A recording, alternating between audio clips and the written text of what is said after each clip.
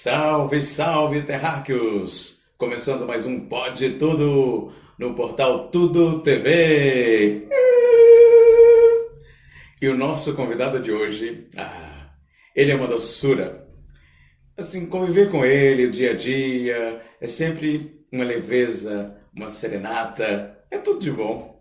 Ele nasceu num lugar, assim, encantador, fascinante, Ilha de Marajó. Ele é o F.E. Cocote. É verdade, eu nasci na Ilha do Marajó, fui registrado em Belém do Pará.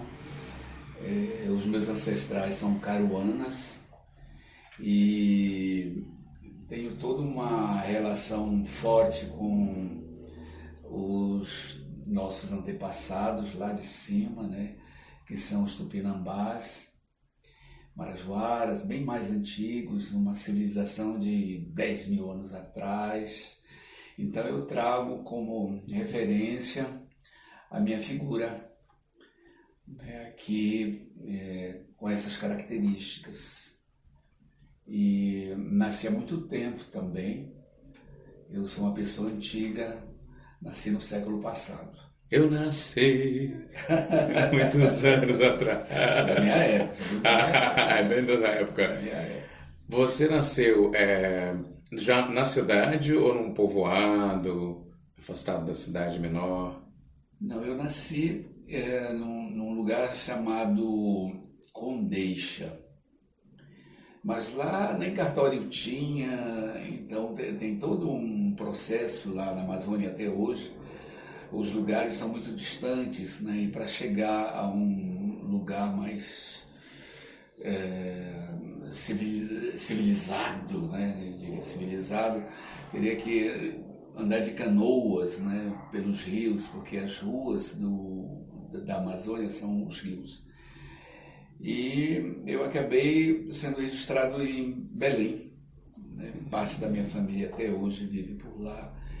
E o meu registro, eu sou de Belém do Pará, mas na realidade reza a lenda que eu nasci lá em Condeixa, numa ilha que faz parte do arquipélago Marajoara, próximo a Salvaterra, próximo ao Lago Arari, próximo a alguns lugares bem fantásticos. Você narrando, né, contando pra gente, traz uma imagem de muita poesia, né? Nas cidades a gente tem as ruas, né, as avenidas, e lá as ruas, as avenidas até então eram os rios que iam passando entre as árvores. Sim, a Amazônia é um lugar fantástico, né? Principalmente a parte do estuário do Rio Amazonas.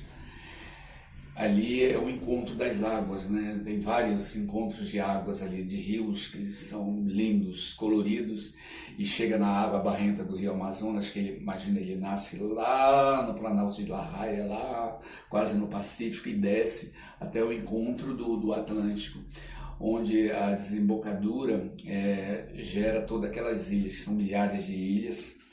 E a principal é a Ilha do Marajó, que é a maior ilha fluvial do mundo. Uau! Né? E entre aquelas ilhas todas, a minha família materna viveu e cresceu ali um grupo bem bacana, que depois, com a colonização, porque a colonização continua, viu? Não é porque a gente está no século XXI que a colonização estancou, não. Ali o processo civilizatório foi muito complicado. Foi lento e, digamos, está sendo lento. Tanto é que tem alguns lugares históricos, né? Porque, por exemplo, Mosqueiro. Mosqueiro é uma ilha próximo de Belém, umas 2 horas de Belém do Pará, que é de frente, basicamente, ali a cidade, né, Mas, enfim. E para ter acesso a ela de barco. Hoje em dia tem pontes e tal, mas a gente ia de barcos, né? E tinha um lugar onde era que seria a base de um pirata, né? Um corsário, chamado Mosqueira. Acho que era Vitor Mosqueira, se não me falha a memória. E é por isso que o nome é mosqueiro. Mosqueiro, às vezes, falam que por causa das moscas, por causa que pescavam muito, que lá tinha peixes ali, tinha tribos indígenas ali, enfim. Mas, de qualquer maneira, reza a lenda que esse corsário, o quartel-general dele, que ele roubava todo o povo que vinha da Europa ali, que carregava as riquezas do norte do Brasil para a Europa, ele roubava todo mundo. Ladrão roubando ladrão, era bem isso. Aí não se sabe se era um fato real ou uma lenda. Mas, assim, quanto a essa questão da colonização, da civilização, do desenvolvimento desse lugar, ocorreu gradativamente, não é? Porque já em 1500, quando oficializaram a invasão, que dizem o descobrimento, ali já havia muitas guerras, mesmo entre as nações indígenas mesmo, né? Porque o nosso país ele era dividido em 1000 nações, muitas nações, né? Muitos povos originários, e ali tinha muita mistura, né? Lá para cima existe um cabedal enorme de troncos linguísticos. Uma infinidade, né? Uma infinidade muito grande. Mas a sua infância, então, foi ali naquele vilarejo? Não. Eu vim para Belém. Você sai de lá e vai para a capital. Lá, porque lá você não tinha condições de nada, né? Assim, a minha mãe já tinha se transferido para Belém, né? Porque ela tinha que trabalhar, estudar, e minha mãe foi uma mulher além do seu tempo, né? Porque ela se tornou professora e depois conheceu meu pai, que vem de uma família já de Belém mesmo, né? Com suas raízes também, tinha uma mistura danada, né? A família do meu pai, mas a minha mãe era mais indígena. O meu avô foi um fazendeiro, dono de terras lá na ilha, enfim. E a minha avó, na realidade, foi uma moeda de troca. Ela casou, viveu com meu avô a partir dos 12, 13 anos. Nossa! E meu avô era um senhor já, de 50 e poucos anos, porque naquela época os homens morriam muito cedo, né? Ele, para isso, ele já era um senhor. E como ele não tinha filhos varões, houve a necessidade de um tratado, né? A família da minha avó, que eram indígenas, e também aqueles tratos, né, de família para se apoderar mesmo dos bens, né? E a minha avó viveu com esse meu avô uns 10 anos mais, e ela teve dele, assim, 7 filhos, 2 homens e 5 mulheres. Os homens não progrediram muito, morreram muito cedo, ficaram as mulheres, entre as mulheres a minha mãe. Porque daí no caso, ela ficou 12, sua avó que casou com 12 anos, né? Que aí ficou mais uns 10, já estava com 22, né? Ela ficou viúva com 20 e poucos anos, né? Mas aí o feitiço virou contra o feiticeiro, porque na realidade a ideia era se apoderar do espaço das terras que haviam nessa ilha de Mosqueiro, na ilha de Condeixa. Que até então seria das viúvas, né? Mulheres. A família da minha avó que tinha esse lugar, que hoje chama-se Condeixa, né? Um distrito de Salvaterra, né? E ao se tornar uma viúva, ela teria direito às coisas lá do outro lado, né, do meu avô, mas não teve, porque tem aquelas brigas ferradas, né, de necessidade de poder, de ganância. E acabou minha avó ficando por lá mesmo, e enfim, como ela era uma mulher da terra, ela se tornou muito famosa no lugar, porque ela era parteira, benzedeira, e ela conhecia todos os segredos das ervas, que era uma coisa natural das mulheres na Amazônia. E assim, eu acredito que no mundo, né, porque as mulheres sempre conheceram as doenças, né, dos filhos, dos maridos, e elas que cuidavam da saúde, né? E na Amazônia principalmente, porque não havia nada, não tinha médico até hoje, né? Não tem muita Recurso à saúde. recurso à saúde. Imagina, a gente está aqui em 2025 e ainda temos assim muita necessidade de médicos ali, porque o acesso também é muito difícil. Lá se torna tudo muito difícil, né?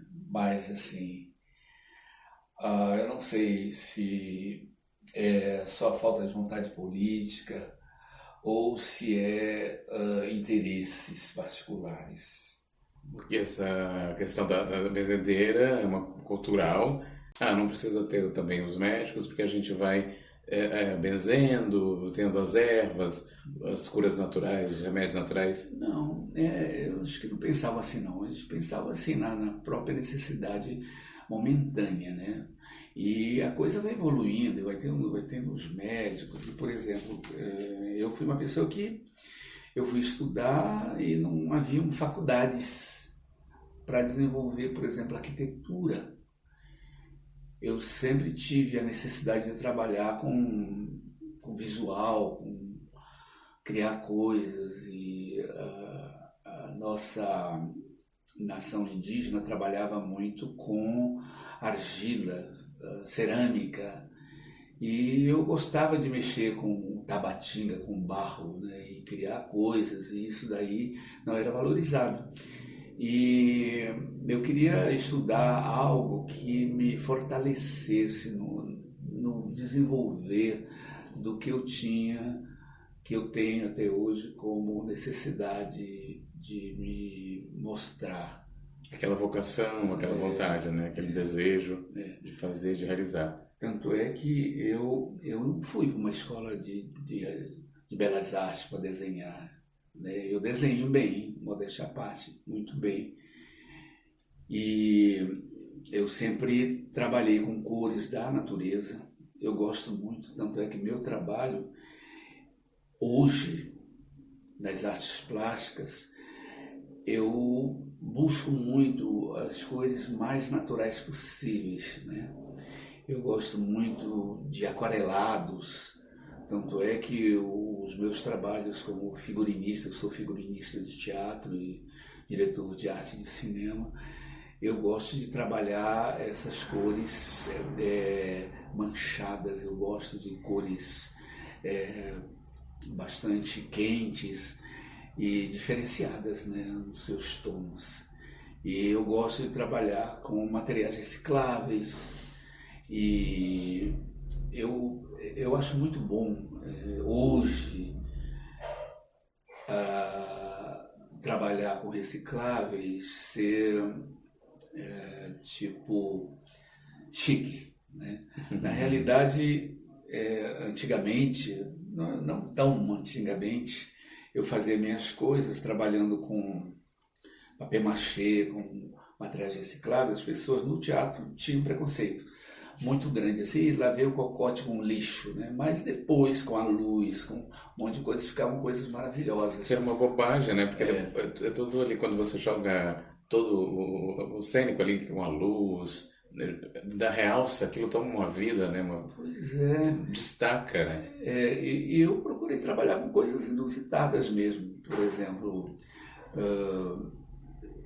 eu utilizava, sabe, essas forraduras dos prédios, aquelas telas de construção, gostava de usar isso, né? Dependurados e trabalhava com papel machê, então eu criava coisas, desenhos com texturas diferenciadas, então ficava uma coisa muito louca. E eu sempre também busquei a floresta como a minha fonte de inspiração, apesar de que os meus trabalhos também eu sou colaborador até hoje de outros grupos de teatro que tinham outras tendências cênicas e trabalhei com outros, que eu diria, outros diretores que tinham formação diferenciada. Por exemplo, eu fiz um espetáculo que, quando eu ganhei meu primeiro prêmio como figurinista e cenógrafo, foi Vamos Brincar de Teatrinho, que era um trabalho que falava no fundo de quintal, onde as crianças brincavam no quintal. Hoje em dia as crianças não têm quintal, lá na Amazônia tem. E eu fiz um fundo de quintal, utilizando tudo que tem no fundo de quintal amazônico. Se inspirou lá e trouxe. Aí, com todas aquelas coisas, né, de urinó, por exemplo, urinó, pinico, né? Retrete, né? Retrete é onde seria o sanitário, né? Que é um banheiro à parte. Fora, assim, o tipiti é uma forma de sair o tucupi, né? Espremer a mandioca para que façamos o beiju, enfim. Então eu usei todos esses materiais, né, aproximados, e depois fiz um outro trabalho. Eu fiz um clássico do Strindberg, que é A Viagem de Pedro Afortunado, que já era clássico europeu, assim, imagina, Strindberg, né? E eu também trabalhei com materiais recicláveis, eu trabalhei com retalhos, tanto é que o fato de eu ter ganho o prêmio é que não havia dinheiro, teatro infantil, e tinha pouco dinheiro, e acabou o dinheiro indo para outros lados, e chegou na hora, voltou para o figurino, quem é que vai salvar a situação? O Cocote. E foi que eu resolvi fazer só a frente dos figurinos. Achando alternativas, né? E isso aí foi um achado. Fazer só a frente dos figurinos era muito engraçado, porque aqueles vestidos, né, século XVI, XVII, de repente a pessoa virava, estava com malha de ensaio, né? E também retalhos, né? Eu procurei usar retalhos, né? Adaptar, né? O quanto é possível. Customizava, e foi muito lindo fazer esse trabalho. Aí depois eu criei gosto para isso. Aí fui colaborar com outros grupos de teatro. Mas teve também assim, que a fase de você sair de Belém e vir para São Paulo. Acho que você queria ir para o Rio, não tem uma coisa assim? Tem. Eu queria sair de Belém, no Pará, porque eu achava que a cidade estava muito pequena para os meus almejos. Essa transição, né? Só que era governo militar, meu pai era militar. E naquela época tinha leis que os meninos só eram maiores a partir dos 21 anos. 21? 21.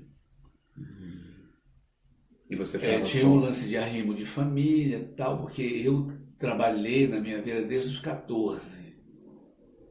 Né? 14 anos eu comecei a trabalhar. E eu ajudava, assim, porque era assim, a minha família minha mãe teve 13 filhos, eu era o segundo. E rolou os lances da minha mãe precisar realmente, porque as coisas ficaram difíceis, porque houve uma decadência muito grande nos anos 50, lá na Amazônia, em Belém do Pará principalmente. Depois do ciclo da borracha, a cidade ela despencou, né, para baixo, ela não cresceu, A né? borracha ela veio antes ou depois do café? É mais ou menos na mesma época, porque o primeiro pé de café plantado no Brasil foi nas terras do Pará. Ah, interessante que na história a gente tem uma visão que foi mais aqui para o Sudeste, né? Minas Gerais, Estado de São Paulo. Não, o café, ele é árabe, acho que ele veio dali das Guianas, na época das Guianas. E foi plantado por ali e proliferou, porque as terras ali são muito férteis. E ocorreu que depois vieram, e foi legal. Mas, assim, na época da borracha, também teve a Amazônia, a natureza, ela é muito especial, né? Misteriosa também, né? Misteriosa, tanto é que chamavam lá o Inferno Verde, né?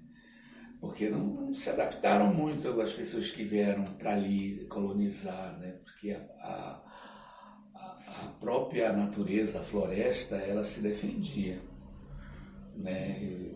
Tanto é que teve muitos projetos que não deram certo. Por exemplo, a Ford, né, veio dos Estados Unidos para ali tornar um grande espaço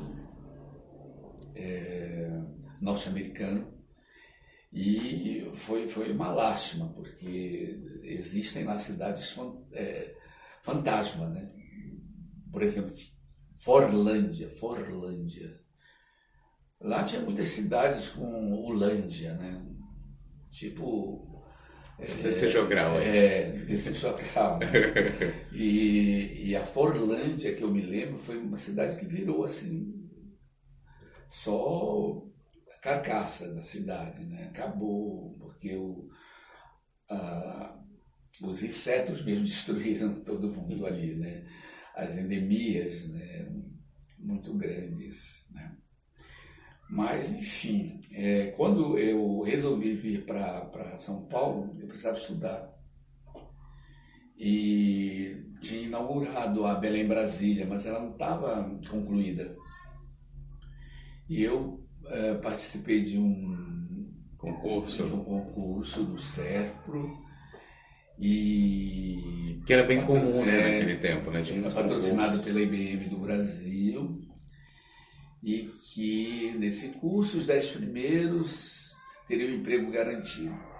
Eu fui um dos 10 primeiros, e na época eu fiquei esperando me chamarem de São Paulo para trabalhar na IBM do Brasil. E aí já tinha quanto tempo e não te chamava? Não, me chamava, e eu assim, querendo sair de lá, né? E eu precisava estudar, porque eu já tinha concluído, porque na época a gente concluiu que o ensino, que hoje é o ensino médio, né? Lá chamava-se, bom, o científico, né? Você se formava em técnico, em contabilidade, você era guarda-livro, essas coisas que é uma profissão que não existe mais. Na época, eu já trabalhava numa estação de ferro, de trem, né? Eu era radiotelegrafista, trabalhava já no telégrafo sem fio. Depois eu fui trabalhar na companhia de telefone do município de Belém, que era uma empresa inglesa. E eu gostava dessa coisa tecnológica e tal. Eu digo, bom, só em São Paulo que deve ter. Mas era muito difícil chegar em São Paulo. A informação, ela demorava também para chegar, né? Informação demorou muito. Tanto é que eu peguei uma carona, um senhor que fazia viagem para São Paulo, que ele trazia coisas da Amazônia para São Paulo, e eu vim com ele de carona. Pegou aqueles barcos? Foi... Não, eu vim pela estrada Belém Brasília, de caminhão. Acho que eu demorei quase um mês para chegar. Nossa! Né? Vim roendo beira de sino velho, como se fala assim na gíria.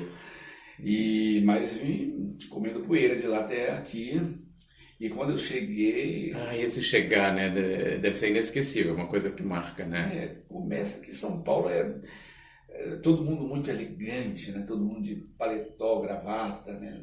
E eu cheguei numa época de frio. Imagina, eu cheguei todo laranja, cor de laranja, de poeira, de tudo. Parecia assim, o quê? uma ave tropical, Um né? cabelo esvoaçante. Cabelo. Aí imagina, o meu amigo, que era dono do caminhão, parou na São Luís, bem em frente à IBM do Brasil, que era mais ou menos em frente à Galeria Metrópole. Uau. Parou ali, eu digo, bom, agora daqui eu não conhecia ninguém. Aí eu digo, bom, eu vim aqui reclamar um emprego, né, que era muito comum naquela época, as pessoas chegarem com a, com a, com a mala, eu tinha uma mala também, uma mala, mas as minhas roupas não eram compatíveis com o tempo, imagina, eu vim com uma camisa toda colorida, né, cabelo sujo, bom, cabeludo. Era tudo muito vivo, né? Cores E as vivas, pessoas me vibrantes. olhavam, eu parecia o quê? Um ET na época, né? Bom, eu subi e disse, olha, eu vim aqui, eu sou fulano de tal, dos Anzóis Pereira, né, que meu nome é enorme. Eu digo, olha, eu participei de um concurso, tal, e vocês me chamaram, eu quero trabalhar e tal, eu sou capacitado e eu preciso trabalhar, eu Passei estou um sozinho, concurso. Passei e eu quero trabalhar. Aí deram um jeito lá, foi muito engraçado, porque teve um rapaz chamado Marcelo, não esqueço o primeiro nome dele, que trabalhava lá e disse, olha, você pode ficar um tempo lá onde eu moro, mas eu não vou poder acolher e tal.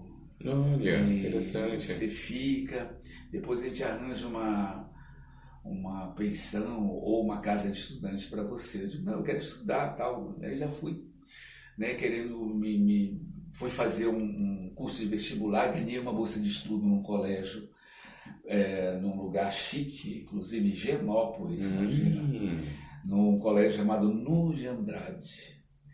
E eu fui estudar. Foi abrindo horizontes, né? E aí eu trabalhava no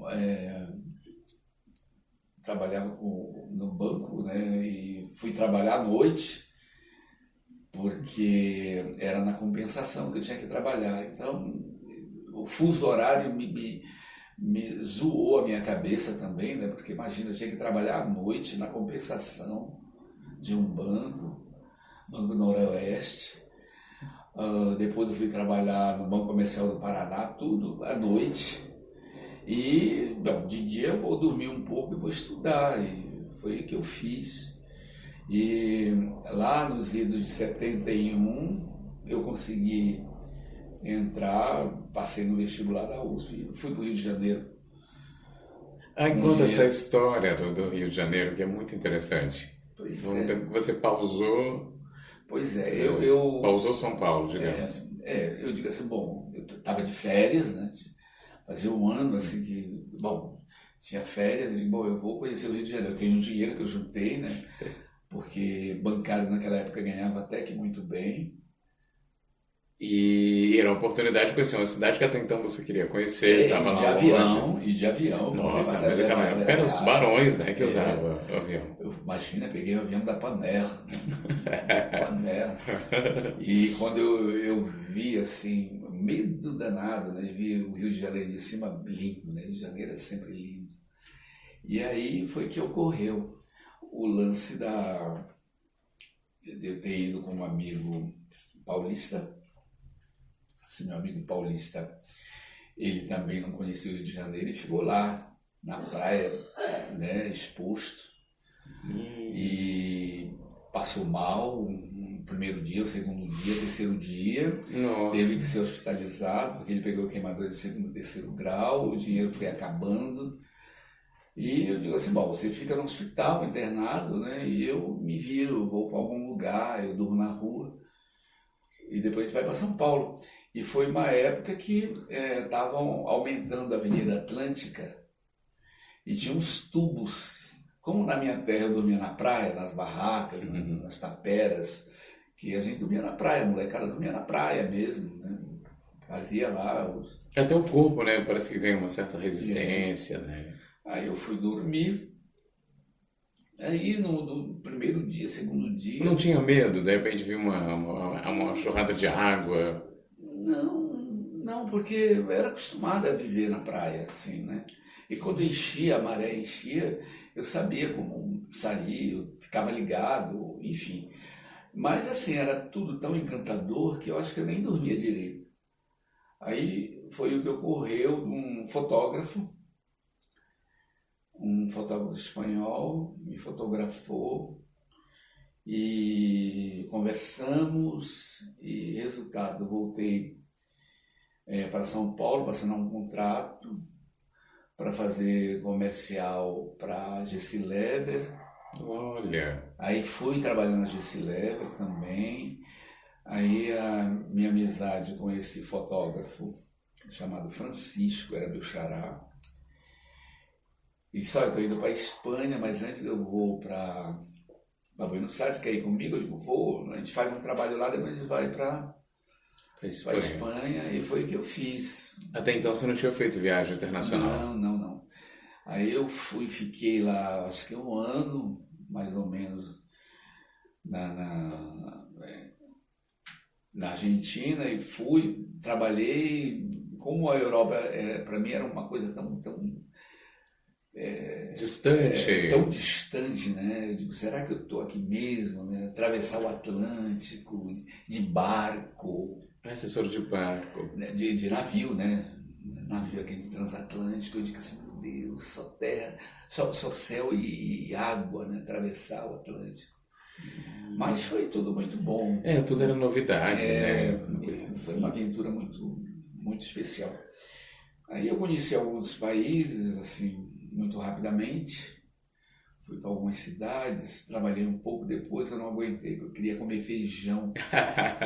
Feijão com arroz, e a gente só conseguia comer feijão com arroz em Portugal, incrível. E nessa época a gente estava na Alemanha. O clima também, né? O clima não ajuda. E fora que eu era muito estranho. O meu tipo era muito estranho, chamava muita atenção. As pessoas não sabiam que era brasileiro, né? Eles achavam que era qualquer coisa, menos brasileiro.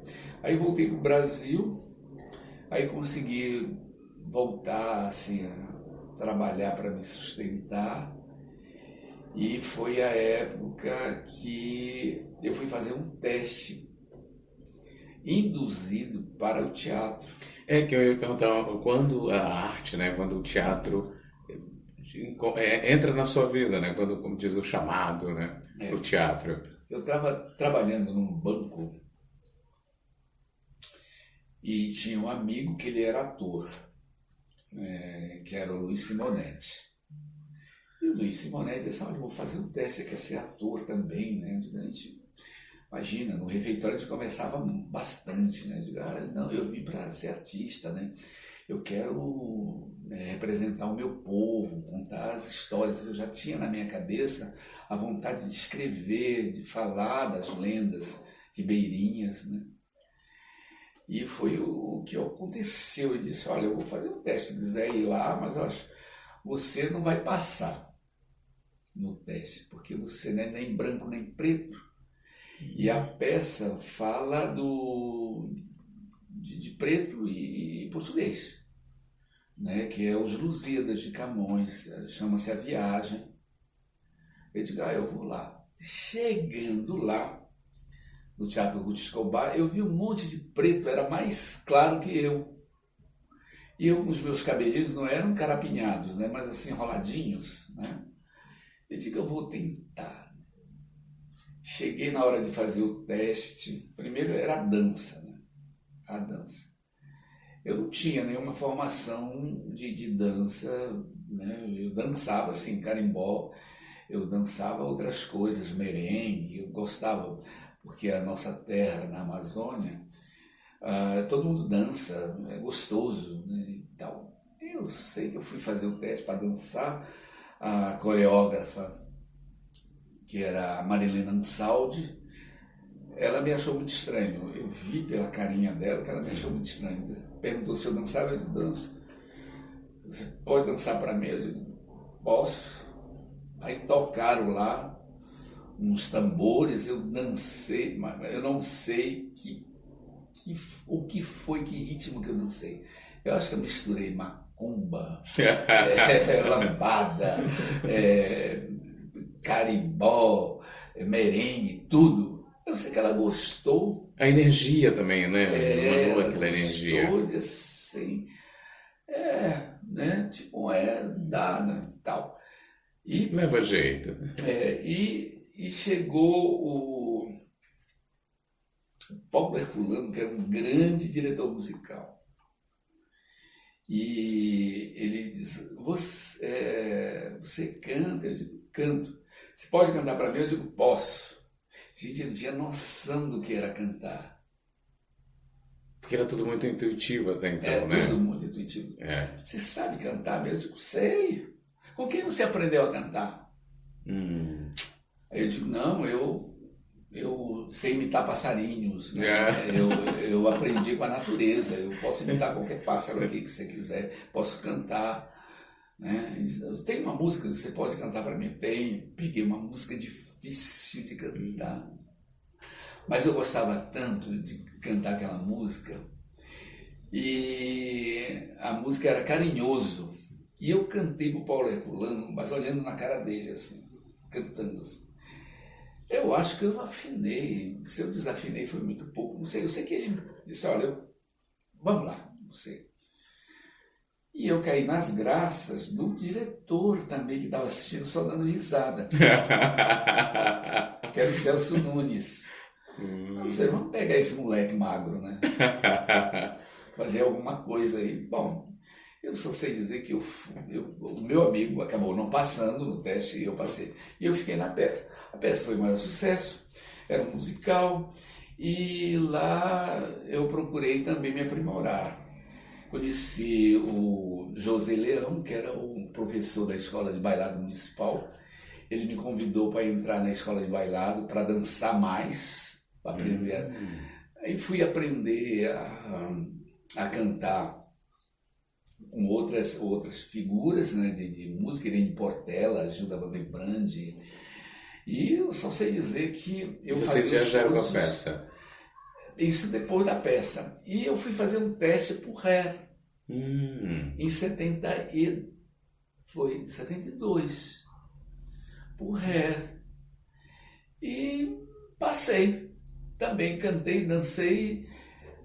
Já estava calejado, né? Já, eu achava, bom, eu só sei dizer que eu também tive a maior sorte, porque lá na primeira audição. peça tinha uma pessoa que me ensinou também a cantar, e tinha uma outra pessoa que hoje em dia é famoso, uma grande representação brasileira da música popular, Ney Mato Grosso. Uau! E o Ney era ator e cantava do meu lado, assim, lindamente. E a gente tinha que cantar canto gregoriano. E tinha o pessoal dos Secos e Molhados ali do lado também, né, tal. E foi uma coisa muito boa, né, conviver com aquele pessoal de musicalidade, né. Bom, eu só sei dizer que me prepararam, sim, porque eu sou bom de ouvir, de cantar, de me esmerar. E muito intuitivo, né? Porque E muito você intuitivo. teve contato com a natureza, nasceu meio, conviveu com a natureza desperta isso na gente. A natureza, ela faz milagres, né? E quando você quer, você consegue, né? Basta que você vá atrás, você se esmera, se esforça, que você consegue. E para dar continuidade depois do nosso trabalho, porque daí teve uma fase que tinha uma questão muito do... é o perfil, tem que ter o perfil tal, não está no perfil, esse é o perfil, a tecla do perfil, né? Nossa. Então, você chegou a deparar com isso? Tive problemas com isso.